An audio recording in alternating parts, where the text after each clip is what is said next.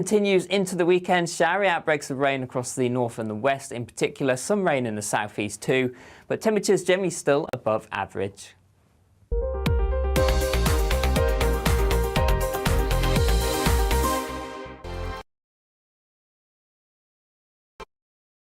We are GB News. We're right across this great nation. On TV. On radio. On digital. Absolutely everywhere. We don't talk down to you. We embrace all voices with honest and civilised conversation. We are not part of the establishment. We're one of you. And we're only getting started. Join us on GB News, The People's Channel. Britain's news channel.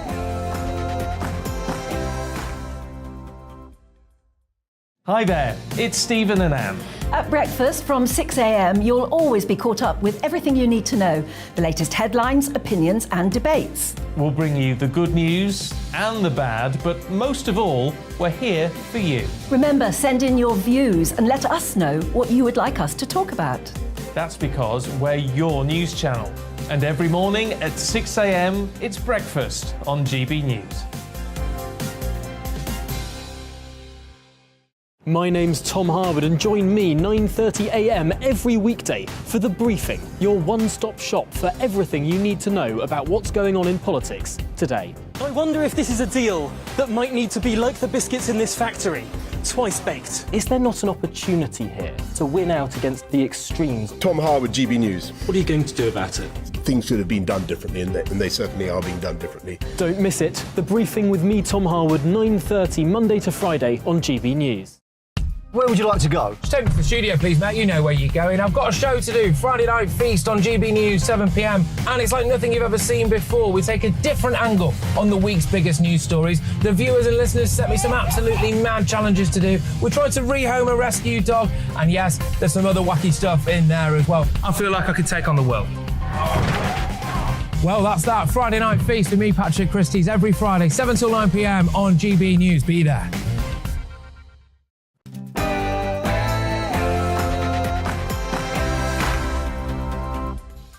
Good afternoon and welcome to We Need to Talk About on GB News with me, Alex Phillips. And have we got a bumper programme coming up for you? First of all, we are going to be talking about the fact that gas companies are recording record prices, 5 times their profits on this time last year, recorded by Centrica, the owners of British Gas. We're asking, is that fair when households are struggling to pay their bills? Also, Joe Biden due to be on a call with the president of China, Xi Jinping. But are we in the West prepared for the security threats that are facing us down the road? We're also going to be talking about the Commonwealth Games. They are kicking off today with the opening ceremony. And to meet that, Liz Truss, one of the competitors to get the keys to number 10, is saying we need to start doing more trade with the Commonwealth. Is that right? And what are we set to gain from it? All of that and a lot more. Remember, throughout the programme, keep your views coming in as well. gbviews@gbnews.uk, or you can keep up with a lot of it on Twitter @GB News. First, though, let's have a little look at the GB News headlines with Olivia.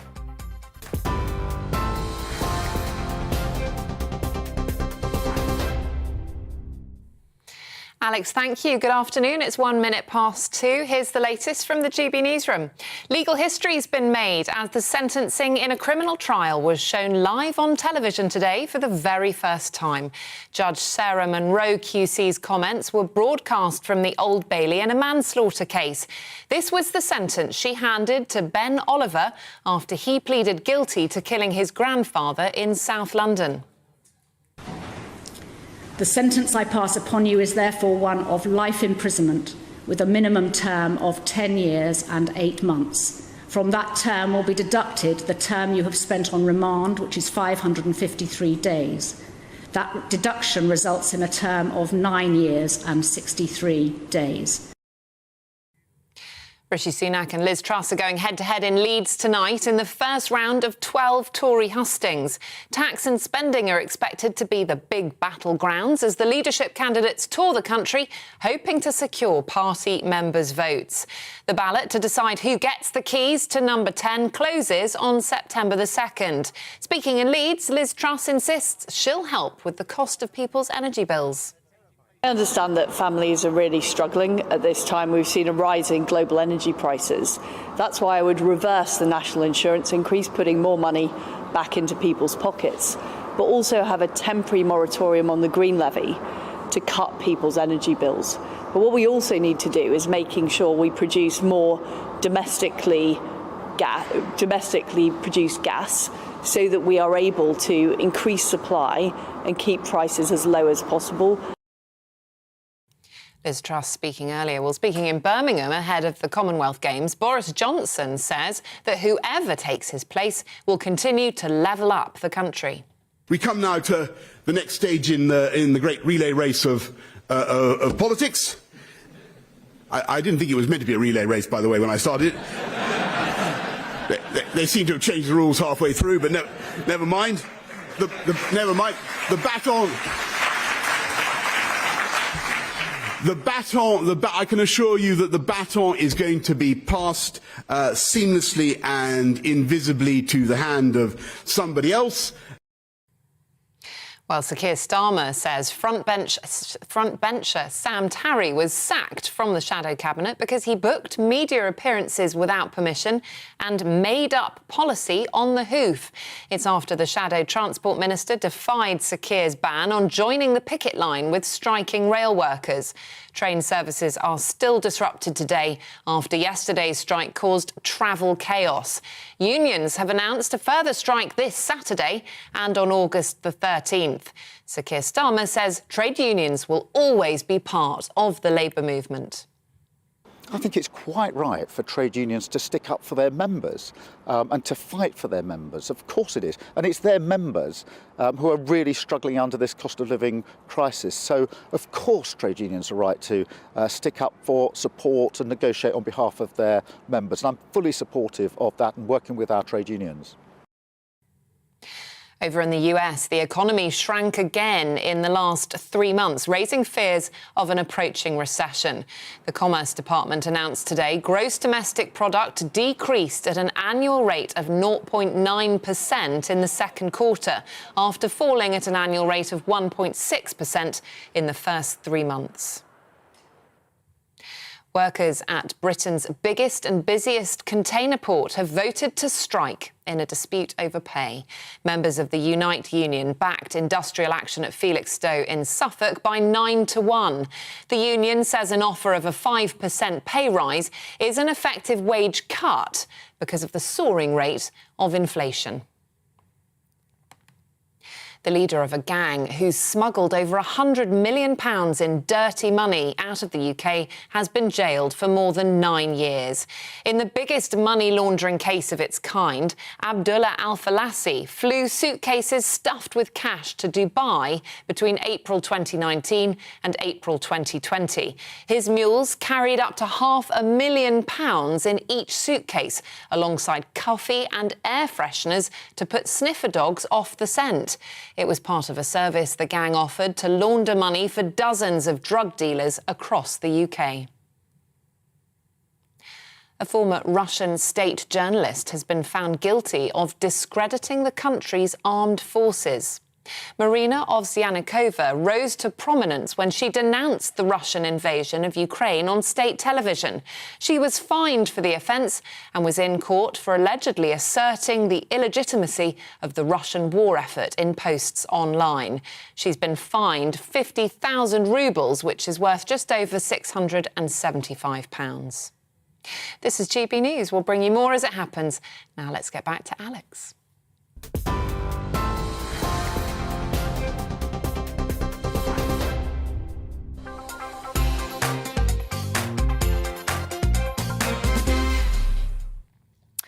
There's a crisis coming, and I'm going to level with you folks. I don't think we're remotely prepared to deal with it. Household energy bills could go up to £500 a month. Let that sink in.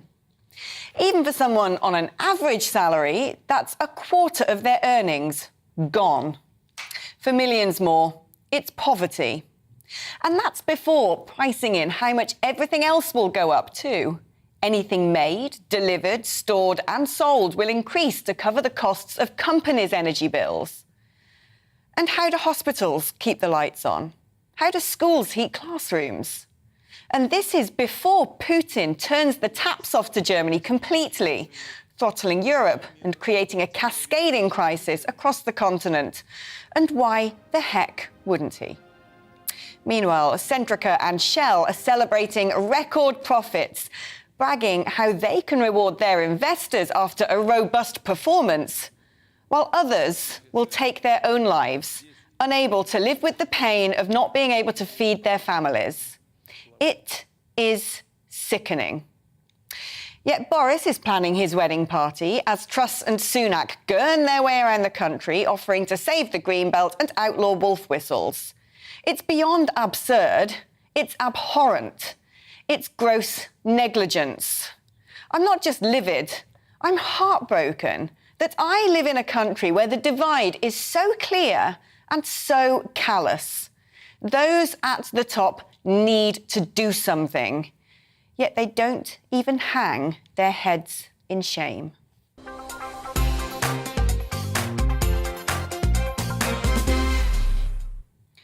Joining me first is Joe Malinowski, founder of The Energy Shop. Joe, I mean, the reports today about these record profits, and again, that the average household bill could go up to £500 a month. The discrepancy there is enormous. What on earth can an everyday person do who's not a shareholder of Centrica to help themselves get through the winter period? Unfortunately, there is absolutely very little they can do. I mean, the first thing, obviously, is you need to make sure you cut down your energy usage to the bone and get used to these astronomical high bills. Because if we do see a £4,000 energy bill come next January, you know, for prepayment meter customers who need to obviously pay in advance or they get cut off, that's actually going to come to probably a £600 bill for January. And I don't imagine you know, the majority of people on prepayment meters who tend to be sort of lower income and vulnerable are going to be able to top that meter up with £600 worth of credit to get them through that. So the first thing is it is about energy usage. The second thing is making sure you pick up every single entitlement that you are so far entitled to under the energy bill rebate scheme that the government has announced. As you know, the politicians will clearly remind you, that's up to, so far at this point, up to £1,200 a household for those on lower incomes. But unfortunately, the energy switching market, which used to be the quick fix for consumers to get their energy bills down, is basically shut for business. Half the energy suppliers have gone bust. Ofgem and the regulator just stood by and let that happen. The energy price cap is actually the policy that, you know, stopped companies being able to survive, protect the consumers temporarily, not anymore. As things stand, the regulator is showing zero signs that they want to get any competition back anytime soon. So that seems to be very much off the table. So you've got very, very limited choices. It's keeping your costs down and making sure, and really then keeping your fingers crossed to hope, like you said, that government does something about this crisis for people. I mean, does it strike you as frankly immoral when you read about the big energy firms profiting and essentially profiting off the back of people's actual lived hardship? It absolutely is. I mean, it's gut-wrenching. The profits we're seeing announced today are a historic consequence. In defence of the companies, I would have to say, you know, they are price takers in this marketplace. It doesn't it doesn't excuse the fact that they've got these billions, but essentially they're not control of global commodity prices. They happen to be in the market at the right place at the right time, and as a consequence, it's not just the consequence of the fact that oil prices have been high, but also that we've actually seen refining margins on petrol. So even though oil prices have been coming down, petrol prices haven't. We've had record blow up in the margin on petrol. So they are making it not just on the oil and gas production, they're making it also on refining margins, and actually not so much on the resale. The resale, you know, is a thin margin product. But yes, it's colossal, and it does justify, I would say, the fact that, you know, these companies going forwards from this month onwards are going to be paying a much higher proportion of that in tax. Joe, I couldn't agree more. Thank you so much for coming on the show. Joe Malinowski, who's the founder of The Energy Shop. Well, joining me now is Greg Marsh, who's the founder of Nous, a cost of living forecast service which offers free advice for people to deal with rising costs. Greg, this is doom for a lot of people, frankly, isn't it? I mean, when you look at these projections, £600 a month, up to £600 a month in January for people on prepaid meters who are the hardest off in the country. I mean, they're not going to have a penny to spend on food or anything, are they? Yeah, it's hard to see bluntly how the government will avoid calls to intercede and to do more, given the scale of these increases. What's currently been forecast, so these are the numbers that came out yesterday, just for everyone's understanding, is that the latest set of numbers have forecast an increase, a very significant increase, up to £3,500 or thereabouts in October.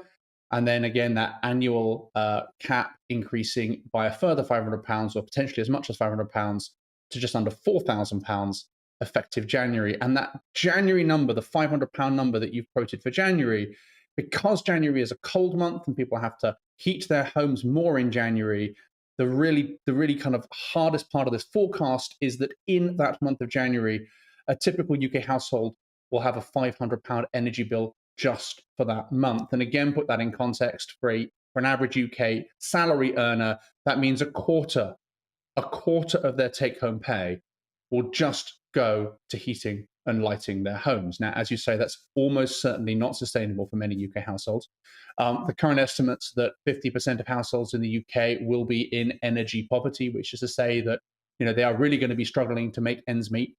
Many already are. Those on lowest incomes and the most vulnerable groups in society have had some help already from government. I think what's tough is that many middle-income families are going to have to be looking for support they've never previously sought.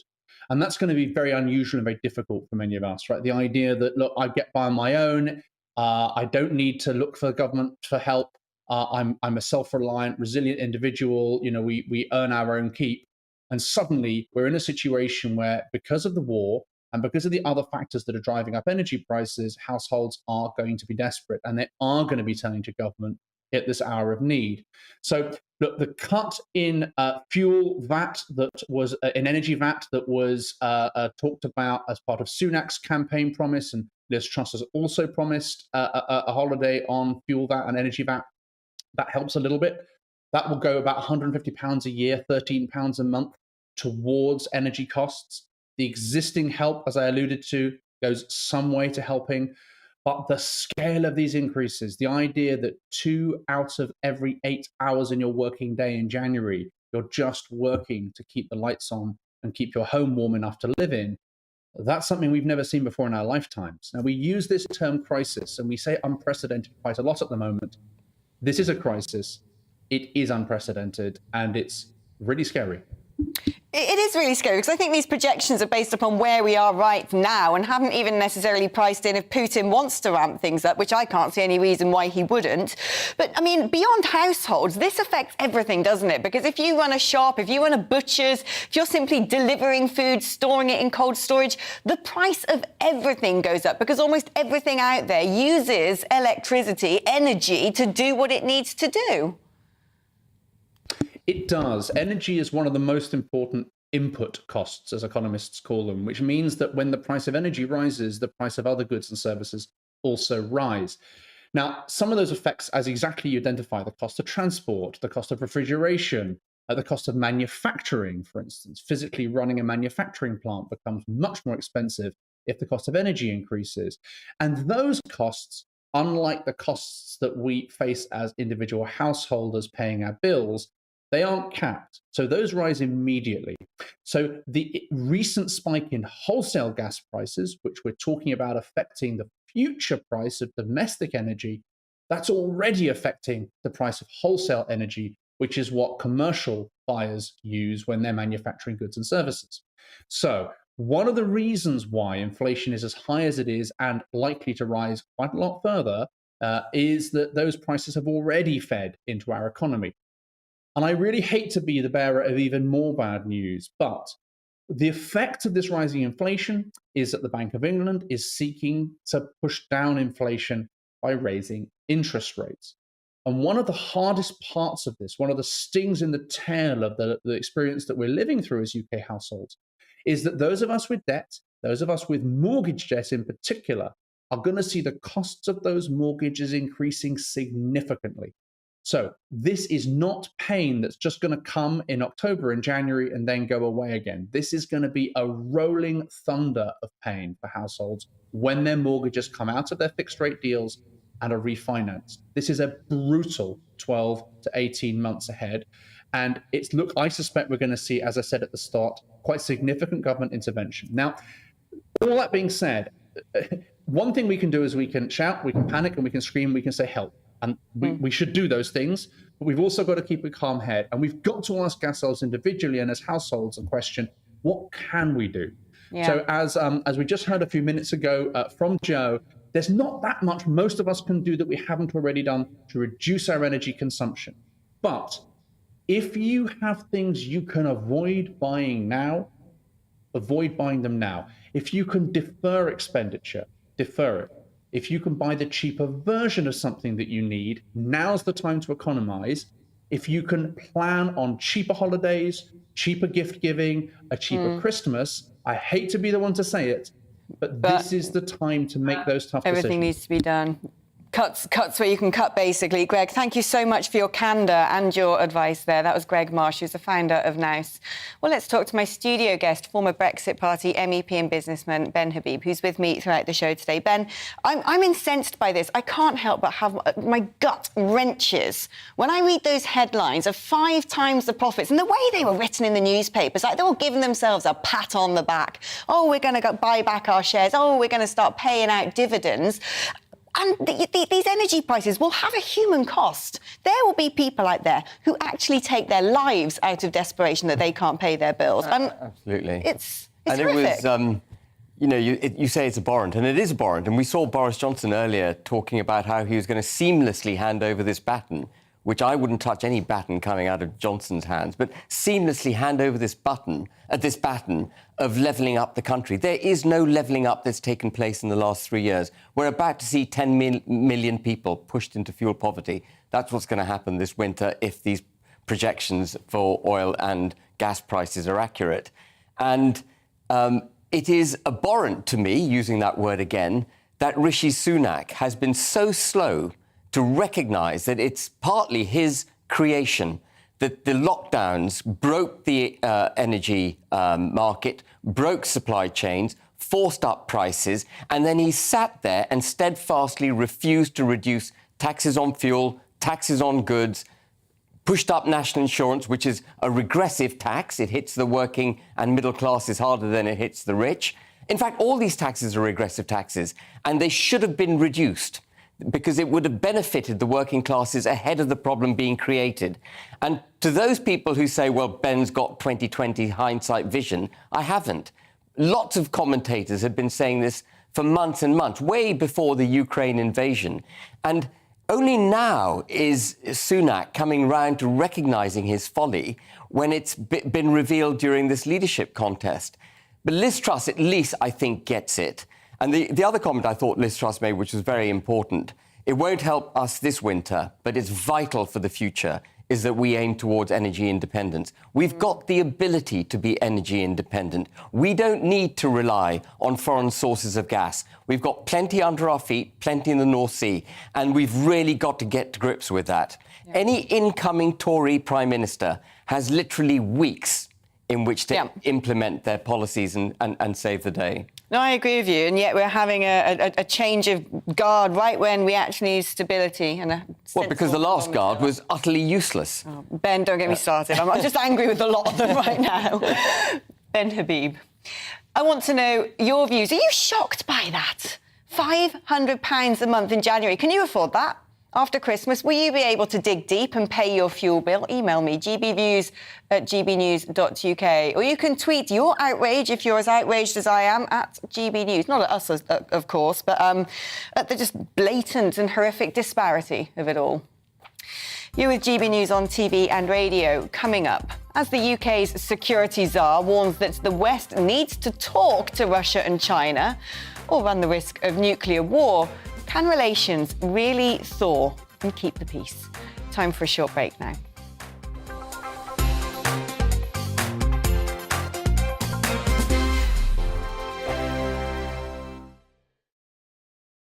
We are GB News. We're right across this great nation. On TV. On radio. On digital. Absolutely everywhere. We don't talk down to you. We embrace all voices with honest and civilised conversation. We are not part of the establishment. We're one of you. And we're only getting started. Join us on GB News, The People's Channel. Britain's news channel.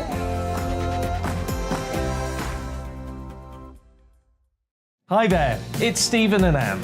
At breakfast from 6 a.m, you'll always be caught up with everything you need to know, the latest headlines, opinions and debates. We'll bring you the good news and the bad, but most of all, we're here for you. Remember, send in your views and let us know what you would like us to talk about. That's because we're your news channel. And every morning at 6 a.m, it's breakfast on GB News. My name's Tom Harwood and join me 9:30 a.m. every weekday for The Briefing, your one-stop shop for everything you need to know about what's going on in politics today. I wonder if this is a deal that might need to be like the biscuits in this factory, twice baked. Is there not an opportunity here to win out against the extremes? Tom Harwood, GB News. What are you going to do about it? Things should have been done differently, and they certainly are being done differently. Don't miss it. The Briefing with me, Tom Harwood, 9:30 Monday to Friday on GB News. Where would you like to go? Just take me to the studio, please, mate. You know where you're going. I've got a show to do. Friday Night Feast on GB News, 7 p.m. And it's like nothing you've ever seen before. We take a different angle on the week's biggest news stories. The viewers and listeners set me some absolutely mad challenges to do. We tried to rehome a rescue dog. And yes, there's some other wacky stuff in there as well. I feel like I could take on the world. Well, that's that. Friday Night Feast with me, Patrick Christie's, every Friday, 7 till 9 p.m. on GB News. Be there.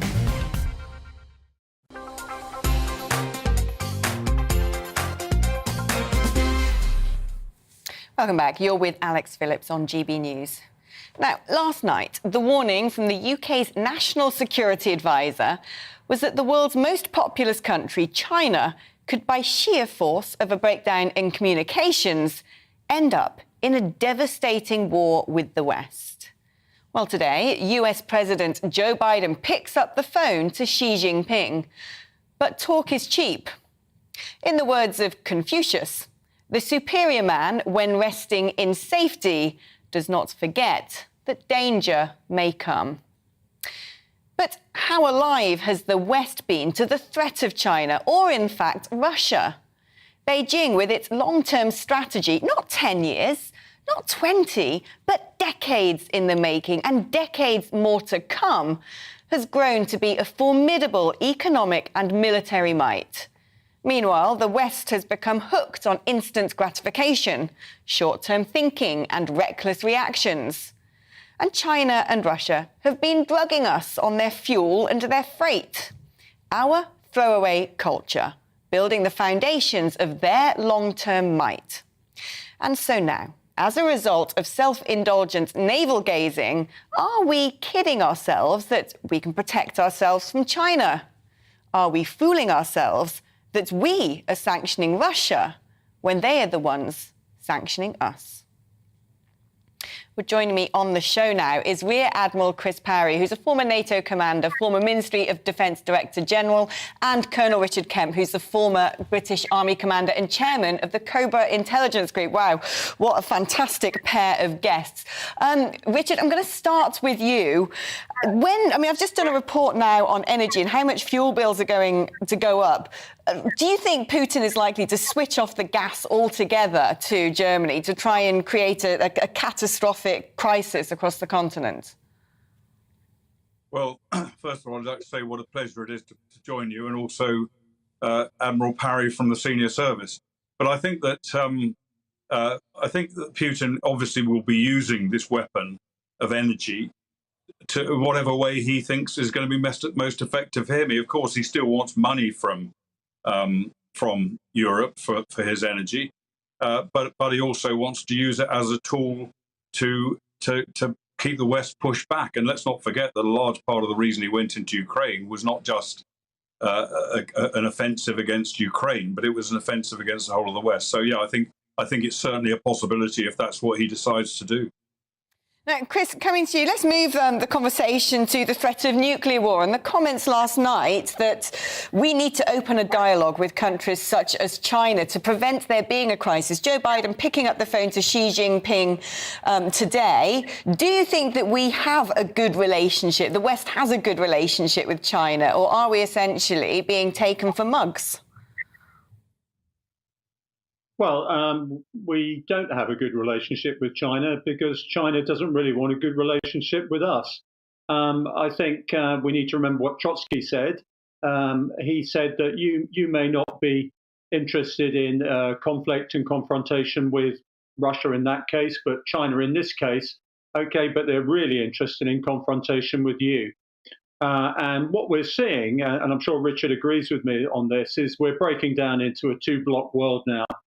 We've got the autocracies of Iran, Russia and China basically geopolitically agreeing with each other. They're trying to dominate the continent of Eurasia and the waters around it. And they're being opposed very loosely and very lazily by the free world. And my instinct is that we go back again to Teddy Roosevelt's dictum, and that is you can speak softly to these people, but you've got to remember they are autocrats. They're not interested in our interests or our values, and we have to carry a big stick at the same time as we're talking.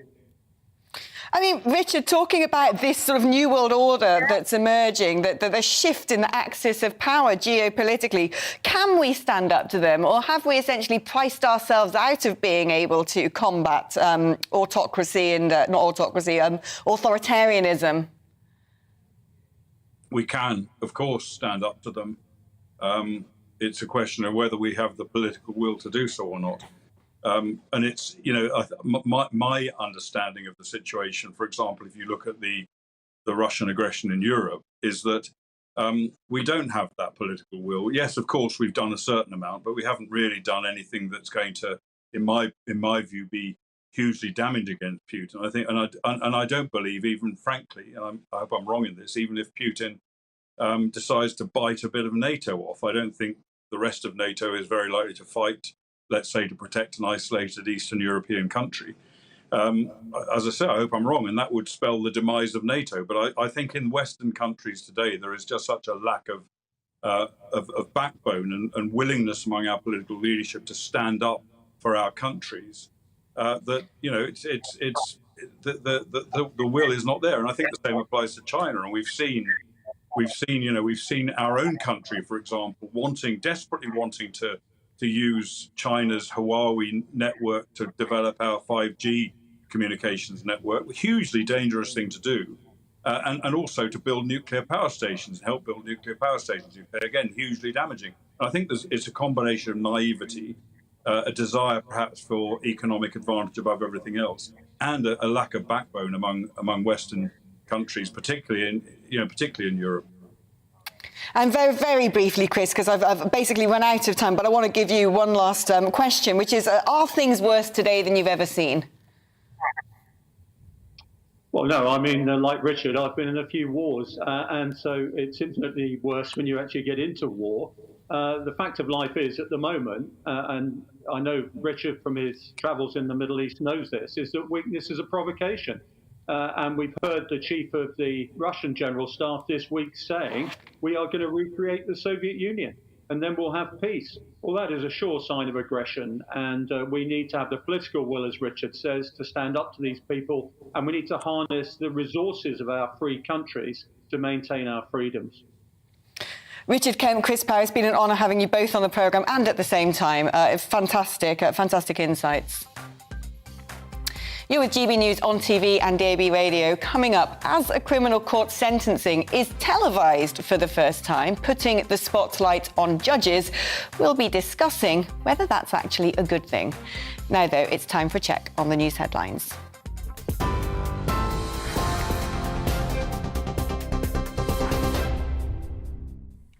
It's 2:32. I'm Olivia Guthrie in the GB newsroom. Judge Sarah Monroe QC has made legal history in the first ever broadcasting of a criminal trial sentencing. Her comments were publicly screened from the Old Bailey in a manslaughter case. She sentenced Ben Oliver to life in prison with a minimum of 10 years after he pleaded guilty to killing his grandfather in South London. The NHS is closing its only gender transition clinic for children and young people and replacing it with a regional network. It's after it was told that only having one provider is not a safe or viable long-term option. The contract for the Gender Identity Development Service at the Tavistock and Portman NHS Foundation Trust will be brought to a close. The battle for the keys to number 10 hots up tonight as the leadership candidates go head-to-head in Leeds. Rishi Sunak and Liz Truss are taking part in the first of 12 Tory hustings. Tax and spending are expected to be the big battlegrounds as they tour the country, hoping to secure party members' votes ahead of the ballot closing on September the 2nd. And holidaymakers are facing 2-hour queues at the Port of Dover amid warnings this weekend will see long delays. Check-in and border control for cross-channel crossings are once again suffering delays and disruption. It's after tens of thousands of families waited for up to 6 hours at Dover last weekend. The 22nd Commonwealth Games will start in Birmingham tonight. The opening ceremony, which begins at 8 p.m. at the Alexander Stadium, will be attended by the Prince of Wales. Tom Daley is among those carrying the Queen's baton to kick off the Games. TV, online and DAB plus radio. This is GB News. Alex will be back in just a moment.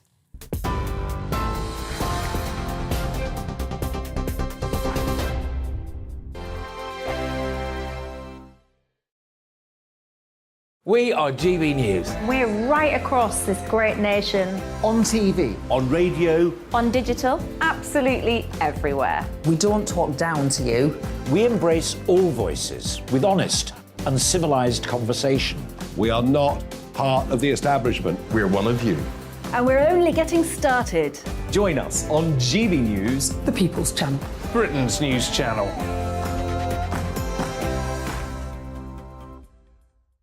Hi there, it's Stephen and Anne. At breakfast from 6 a.m, you'll always be caught up with everything you need to know, the latest headlines, opinions and debates. We'll bring you the good news and the bad, but most of all, we're here for you. Remember, send in your views and let us know what you would like us to talk about. That's because we're your news channel. And every morning at 6 a.m, it's breakfast on GB News.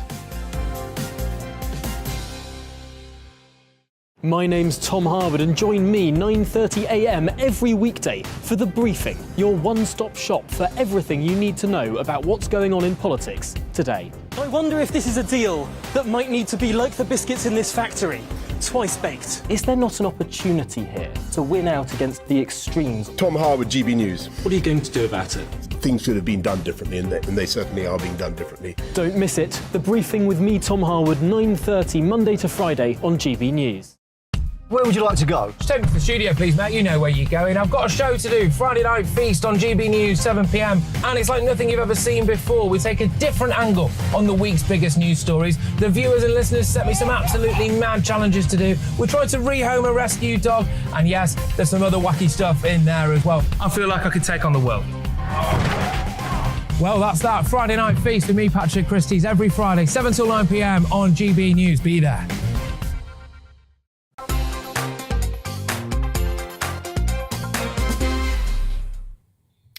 Decades, American audiences have been glued to the tawdry and turbulent trials of murderers, fraudsters and dueling celebrities, while Britain has held on to the quaint court cartoonist and statement on the steps. Well, today, the first British court sentencing has been caught on camera. It marks a significant shift to a new era where everything is instant and everything is filmed. But is it progressive to wash one's legal linen under the lens? Let's talk now to our Home and Security editor, Mark White, who's at the Old Bailey. Mark, tell us about this landmark sentencing that happened today on camera. Yeah, I mean, I think the thing to be clear about right at the offset is this is not the Americanization of the court system here in the UK. It is a limited perspective of one element of that trial process, the very end of the process when the now convicted offender is sentenced, and the camera really is just fixed on the judge, in this case Judge Sarah Munro QC, who is passing sentence on 25-year-old Ben Oliver, a young man convicted of the manslaughter, the killing of his grandfather David Oliver in January of last year in South London, an absolutely horrific crime.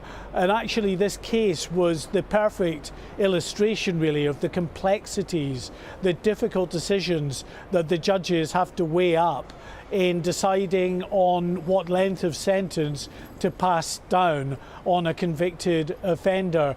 And the reason why was this particular case was so apt in terms of the complications was really the background to this individual, an absolutely tragic case. A young man who as a child, a young man growing up, was regularly physically abused by an abusive stepfather, sexually abused by a neighbour. He went on himself to be an abuser, was convicted of child sex abuse, of rape, of assault, spent time in prison where he was abused again.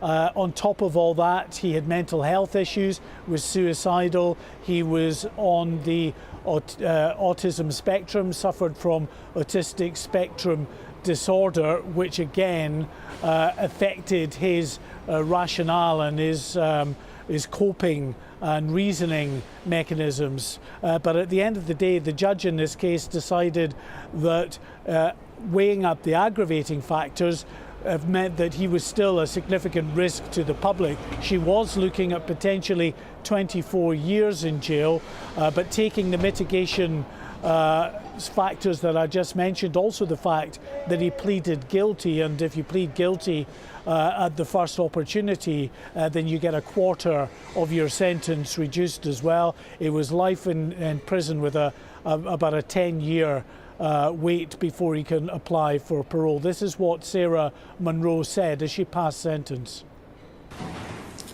The sentence I pass upon you is therefore one of life imprisonment with a minimum term of 10 years and 8 months. From that term will be deducted the term you have spent on remand, which is 553 days.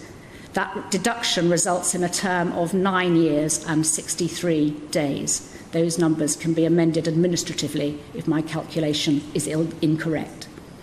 Once you have served that term, you will be entitled to apply for parole. However, you will not be released by the parole board unless they conclude that you no longer pose a risk to the public.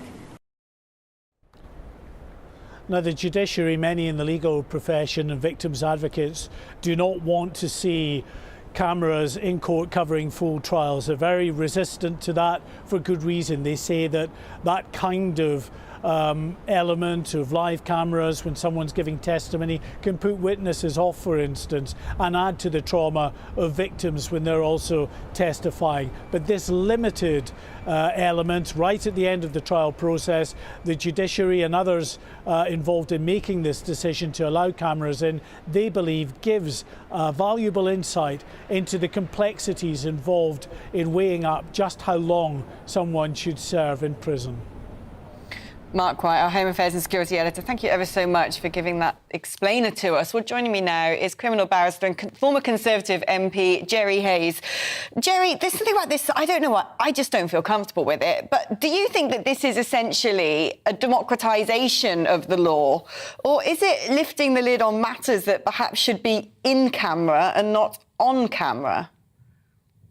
Neither. Because anyone is entitled to go into a criminal court and see what happens. Even journalists, since COVID, every court has a camera.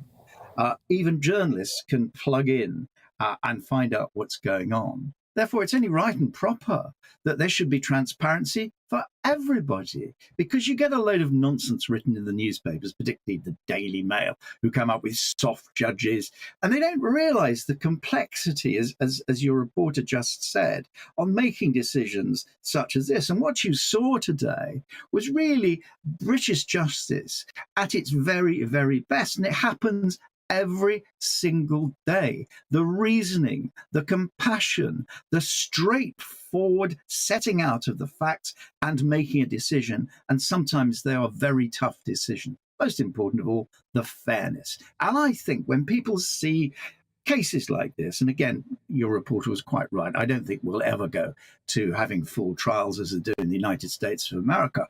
But it really is important that people have confidence in the system. And these sort of cases will give people confidence in the system. And is there a risk, though, that it could go the other direction if people start getting used to being able to watch sentencing on screen, especially if it's a big case, that you'll end up with hullabaloo outside courts, that it will all become sort of sensationalised rather than the sort of cold and sterile environment that we need our courts of law to be? But you get that anyway. If there's a particularly nasty murder trial, particularly one which involves children, you have a mob outside, a howling mob who bangs on the prison door, who would quite happily take someone out and tear them to pieces. So you've got that already. I want people just to see the measured way in which justice takes place, and that it is fair for people to have confidence in the system. What you didn't see today, and maybe one day you should, is to see the dilapidation of the courts, the lack of judges, the lack of barristers, the whole system falling apart because of underfunding. But that's not what we're talking about today. We're talking about a shining beacon of British justice and how it should be done. And it was done properly today. Jerry, thank you. Do you know what? You're definitely a good barrister there, because you might have actually changed my mind on this. Criminal barrister Jerry Hayes. Ben, what are your thoughts? Because when I first read about them, like I said earlier, when I first read about it, I thought, oh, dear Lord, are we going to go down the American route of seeing whole trials, on TV? The tawdry sort of Johnny Depp affair that was broadcast 24/7, basically. I mean, I just find it kind of revolting. Yeah, awful. But I think there is something to be said for shining a bright light on judicial processes and making sure that people can see, and that even the participants in the case are aware that people can see that this is widely being revealed. And that bright light, I think, it paradoxically enables justice to be blind. It'll force people to be absolutely straight and follow the rules. There is a concern amongst lots of us. I've got a case going through at the moment, as you know, against the government. And I am concerned that I've got a slightly politicised judicial system against me in that case. And I would welcome this kind of light being shone on their judgments and the way they've approached it and the way they think about it. So I think on balance, I agree with Jerry. It's better to, get this out into the open. The only caveat I might express is that, judges may be minded to be more draconian in order to curry favour with the public. And you might start seeing judges becoming, sort of celebrity figures, because we'll be focused so much on the judge in these, in these verdicts. But on the whole, I'm in favour. Shine a bright light on everything in the public domain. That's how you sanitise it. Yeah, interesting what you said about celebrity judges. I hadn't thought of that. Ben, thank you. I want to know your views, of course. Court TV, what's your verdict? Will being in the spotlight put added pressure on judges or help make them more accountable? You can email me, gbviews@gbnews.uk, or tweet us at gbnews. Now, today marks the opening ceremony of the Commonwealth Games. But behind the pomp and circumstance, the sinews stretched and records broken, is a structure that is vital to our security and prosperity. An underused matrix of soft power and commerce from Britain's past that should be the fabric of our future. As Liz Truss today promises a new slew of trade deals with the 54 member nations of a truly global network of cooperation, we should remind ourselves that Beijing's billions have been buying up the Commonwealth, investing 3 times more there than anywhere else in the world, and now already own 99% of their minerals and 1/3 of their debt. That's how to control the world. Authoritarianism unopposed, because other countries can't afford to stop it. Well, first, let's head to Birmingham, where the city is preparing for today's opening ceremony of the Commonwealth Games. And our Midlands reporter, Will Hollis. It's a big day for Birmingham, isn't it, Will? Yes, of course. Well, here we are in the middle of Victoria Square, which is pretty much the nucleus of where a lot of things are going to be happening, where 72 Commonwealth countries, Commonwealth-connected countries, are coming here to compete. And it is very fitting that Liz Truss would make a speech about Commonwealth and the connections to the Commonwealth on a day like today, because it's already in the headlines. And exactly as you said, she's been talking about how freedom-loving democracies from Commonwealth countries should have a choice in options rather than just going down the route of what she called malign influence of China. Of course, what she's been talking about is the Belt and Road investment, the initiative to invest heavily in developing nations, in countries that often don't get a massive amount of supportive investment for things like roads, for infrastructure, for business, which creates economic ties and can create a dependency on some bigger nations in some aspects. So that's one of the things that she's been wanting to get out in a message today. Also, I think part of that message is speaking to the people who are going to be voting for her, the members of the Conservative Party, in a very short period for the next month of August, who are choosing between her and Rishi Sunak, because of course, as Liz Truss is the Foreign Secretary and she has created trade deals with places like Australia as well as New Zealand, she wants to be really pushing that agenda, particularly that post-Brexit agenda of how the country, the United Kingdom, might become global Britain and how it might move forward after ties with the European Union. Of course, this is something that Rishi Sunak wants to do as well, but they've both argued for various different reasons about whether the other was tough enough on China in their previous roles as Chancellor or in Liz Truss's role as the Foreign Secretary. So as this conversation goes on and we see more debates, as well as talking about the cost of living and other things as well, I wouldn't be surprised if we don't talk a little bit more about trade and the Commonwealth and what that might mean for Britain's future here in the UK and outside of it. So much. Joining me now on the show is entrepreneur, economist and founder and chairman of JML, John Mills. John, I know that you for a long time have been really championing the fact that Britain needs to get out of Europe and get into the world, use trade relationships globally as a form of diplomacy and leverage. I'd assume, therefore, you are fully in agreement with what Liz Truss has said today. Well, I think there's a lot to be said for trading with the Commonwealth, but we've got to be very careful that the trade balance that we achieve there is a reasonably positive one. If you look at the balance of payments figures we've seen recently, they've deteriorated really alarmingly. During the first quarter of 2022, we had a total balance of payments deficit of over £50 billion, which is about 10% of GDP, which means we're living at 10% or so above our normal standard of living. Now, this is because we've got a big balance of payments deficit, partly with the EU, although that's smaller than it was. The big deficit we've got is with the Commonwealth. So if we're going to trade successfully with the Commonwealth, which is an area of the world which is growing very rapidly, what we've got to do is to make sure that we're competitive enough to ensure that we benefit from the trade. And the book that I've written, which is being published shortly, called Why the West is Failing, highlights the fact that the West has got a big balance of payments deficit problem, which we need to address to make the economy more competitive so that we can benefit from this trade. It's funny that today I feel like the entirety of my programme, the ghost of China has been sort of hovering behind every single story. But it really is the dark spectre, isn't it? When we look at geopolitics moving forward and perhaps our naivety in the past. And China is a country that has invested heavily in the Commonwealth through its Belt and Road initiative. How concerned should we be about that? Well, I think we should be pretty concerned about that.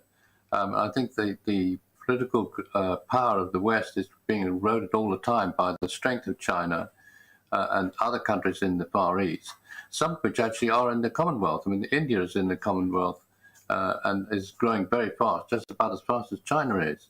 So there is plenty of potential in the Commonwealth as far as we're concerned, but also considerable dangers that we ignore it, we allow China and other countries to usurp the position that we used to have, and that we lose out. That's the danger.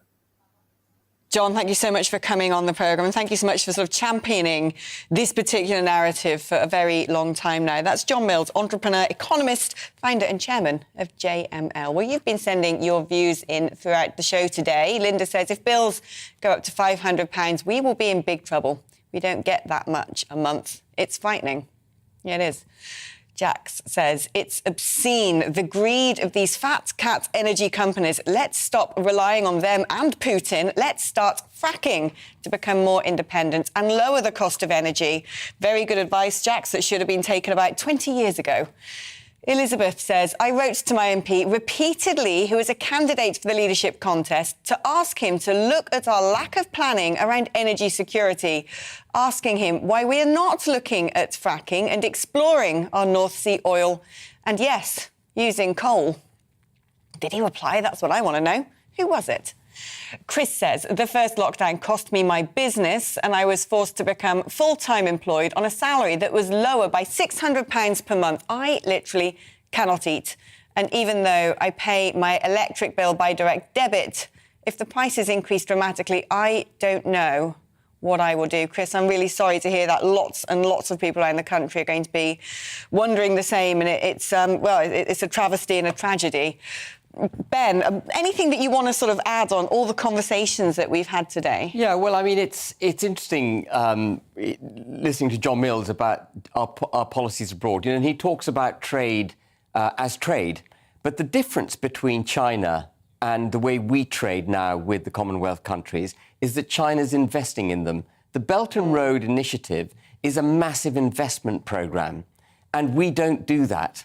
You know, we tend to see this as bilateral trade with our companies selling stuff to them and their companies selling stuff to us. And it wasn't like that in the past.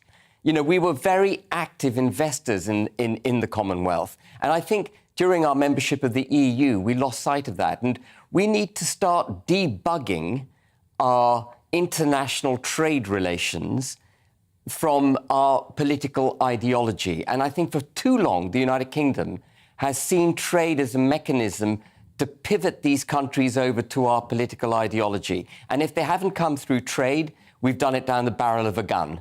You know, and we've got masses of evidence of that, including in Afghanistan and Pakistan. I remember being on your show after we exited Afghanistan, saying that the person who should be on the next plane was Liz Truss, who was in charge of trade then. She should be going out to Islamabad and she should be establishing links with Pakistan on trade so Pakistan doesn't get subsumed by China as we vacate the region. And of course, we've seen it happen in spades. I hadn't predicted Russia then, but Russia now is forging ever closer links with Pakistan.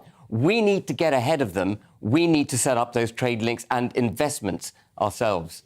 Ben, Habib, thank you so much for all of your thoughts today. Love having you on the show. And do come back again. That's all I've got time for. Join me again for We Need to Talk About on GB News at the same time, 2 o'clock tomorrow. Coming up next, it's The Briefing with Darren McCaffrey for your good old political hit. First, though, it's time for the weather forecast. See you tomorrow. Hello there, I'm Greg Dewhurst and welcome to your latest forecast. Often cloudy across much of the UK through Thursday. There is the risk of some heavy showers, particularly across Dumfries and Galloway, but on the warm side. Looking at the pressure pattern, high pressure still dominates the weather across the UK, giving largely settled conditions. Wide isobars there indicating light winds too. However, there is quite a lot of cloud trapped underneath this high pressure, so fairly grey skies across the UK. The risk of a few showers across western areas. Some heavy showers possible across eastern parts of Northern Ireland, the Borders region, Dumfries and Galloway. So perhaps 15-20 mils of rain falling in short periods of time. So it's worth keeping an eye on the forecast and the heavy showers here. Temperature-wise, generally high teens to low 20s, 24 or 25 across the southeast. Through Thursday evening, a lot of cloud across the UK. Still some heavy downpours across northern parts of England, southern parts of Scotland into the early hours. Perhaps clouds stretching a little bit further south into the Pennines, 1 or 2 splashes of rain, but generally elsewhere dry. And temperature-wise, generally the mid to low teens. So overall, still another fairly mild night. So a warm start to Friday morning. More in the way of sunshine, though, across southern parts of England and Wales. The cloud bubbling up as the day goes on. Still fairly cloudy down the spine of the country. The risk of some rain at first, but this petering out later. 1 or 2 showers developing by the afternoon, but plenty of sunny spells around and lots of places staying dry. Temperatures reaching 26 or 27 towards the southeast, which is 81 in Fahrenheit. So feeling quite warm in that sunshine. Through the evening time, a change slowly on the way. Cloud and outbreaks of rain starting to move into Northern Ireland, Western Scotland. Elsewhere, generally dry to end Friday. Just 1 or 2 light showers are possible. And then that change continues into the weekend. Showery outbreaks of rain across the north and the west in particular. Some rain in the southeast too, but temperatures generally still above average.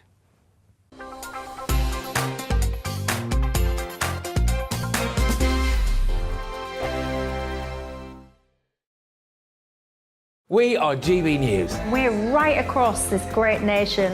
On TV. On radio. On digital. Absolutely everywhere. We don't talk down to you. We embrace all voices with honest and civilised conversation. We are not part of the establishment. We're one of you. And we're only getting started. Join us on GB News, The People's Channel. Britain's news channel.